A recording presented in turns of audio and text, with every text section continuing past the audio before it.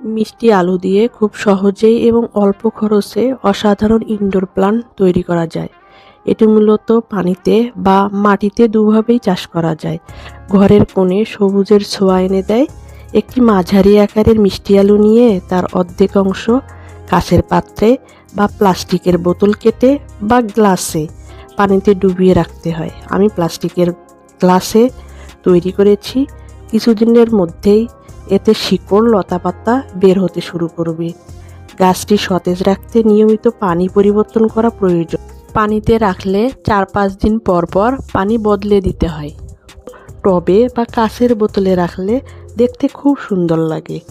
লতানো গাছ হিসাবে এটি ঘরের সৌন্দর্য অনেকাংশে বাড়িয়ে দেয়। গাছটি ঝোপালো করতে চাইলে নিয়মিত আগা ছেটে দিন। এরকম সুন্দর সুন্দর ইনডোর প্লান্ট দেখতে চাইলে আমার চ্যানেলটি সাবস্ক্রাইব করুন। আল্লাহ হাফেজ।